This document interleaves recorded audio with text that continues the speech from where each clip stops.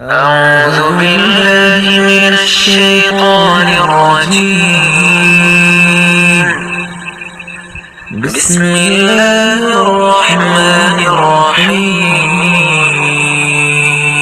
ഇൻഷാ അല്ലാഹ് ഇന്ന് നമ്മൾ സംസാരിക്കുന്നത് അർ-റഹ്മാനിർ റഹീം എന്ന ഫാത്തിഹ സൂറത്തിലെ വിശുദ്ധ വചനത്തെക്കുറിച്ചാണ്. റഹ്മാൻ എന്ന വാചകത്തിന്റെ അർത്ഥം വിശ്വാസികൾക്കും അള്ളാഹുവിനെ വിശ്വസിക്കാത്ത നിഷേധികൾക്കുമൊക്കെ ദുനിയാവിൽ ഗുണം ചെയ്യുന്നവൻ എന്നാണല്ലോ.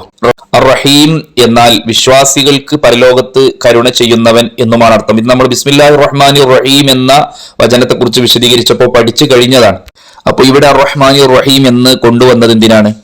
വിശ്വാസികൾക്കും അല്ലാത്തവർക്കും ഭൗതിക ലോകത്ത് അനുഗ്രഹം നൽകുന്ന അള്ളാഹു, വിശ്വാസികൾക്ക് മാത്രം പരലോകത്ത് അനുഗ്രഹം നൽകുന്നവനായ അള്ളാഹു, അങ്ങനത്തെ അള്ളാഹുവിനെ സ്തുതിക്കുകയാണ് എന്ന് പറയാനാണ് ഈ വചനം ഇവിടെ തൊട്ടടുത്ത ഒരു കാരണം പോലെ കൊണ്ടുവന്നത്.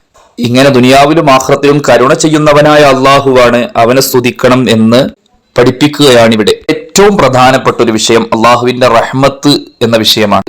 മുത്തുനബി സല്ലല്ലാഹു അലൈഹി വസല്ലം തങ്ങൾ പറയുന്നുണ്ട്, നമ്മുടെ സൽക്കർമ്മങ്ങൾ കൊണ്ടല്ല നമ്മൾ രക്ഷപ്പെടുന്നത്. അപ്പൊ സഹാബത്ത് ചോദിച്ചു, നിങ്ങളും അങ്ങനെയാണോ? നബി സല്ലല്ലാഹു അലൈഹി വസല്ലം തങ്ങൾ പറഞ്ഞു, അതെ, ഞാനും അങ്ങനെ തന്നെ. അള്ളാഹുവിന്റെ റഹ്മത്ത് കൊണ്ടല്ലാതെ ഞാൻ രക്ഷപ്പെടുകയില്ല എന്നാണ് നബി സല്ലല്ലാഹു അലൈഹി വസല്ലം തങ്ങൾ സ്വഹാബത്തിനെ പഠിപ്പിച്ചിട്ടുള്ളത്. അപ്പോ നമ്മുടെ നിസ്കാരമാണെങ്കിലും നോമ്പാണെങ്കിലും ഖുർആൻ പാരായണമൊക്കെ ആണെങ്കിലും അതിലൂടെയൊക്കെ അള്ളാഹുവിന്റെ കാരുണ്യം കിട്ടണം. അള്ളാഹുവിന്റെ റഹ്മത്ത് കിട്ടാത്ത ഒരാൾ ഒരിക്കലും തന്നെ രക്ഷപ്പെടുകയില്ല. പടച്ചവന്റെ കാരുണ്യം നമുക്ക് ലഭിക്കണം. കാരുണ്യവാനായ അള്ളാഹു മറ്റുള്ളവരോട് കരുണയുള്ളവരായി മാറുവാൻ വേണ്ടി നമ്മളോട് നിർദ്ദേശിച്ചിട്ടുണ്ട്.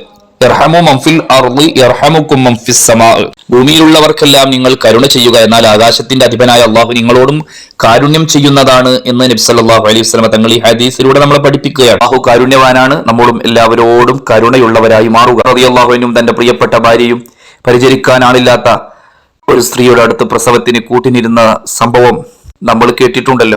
വിശുദ്ധ വചനങ്ങളാണ് ഈ രണ്ട് വചനങ്ങളും. അസ്മാഉൽ ഹുസ്നയിൽ പെട്ടതാണ്.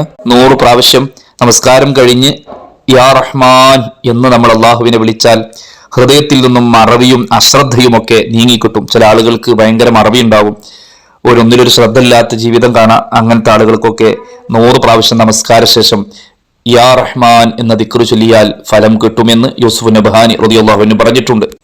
യാ റഹീം എന്നാണ് ഒരാൾ 100 പ്രാവശ്യം ദിവസവും പതിവാക്കുന്നതെങ്കിൽ അവരുടെ മനസ്സ് വളരെ നല്ലതായി കിട്ടുകയും എല്ലാ ആളുകളോടും സൃഷ്ടികളോടും കാരുണ്യം തോന്നുന്ന ഒരു ജീവിതം അവർക്കുണ്ടാവുകയും ചെയ്യും എന്നൊക്കെ ഇതിന്റെ വിശദീകരണമായി പണ്ഡിതന്മാർ പറഞ്ഞു വെച്ചിട്ടുണ്ട്. കഴിയുന്ന ആളുകളൊക്കെ പതിവാക്കുക.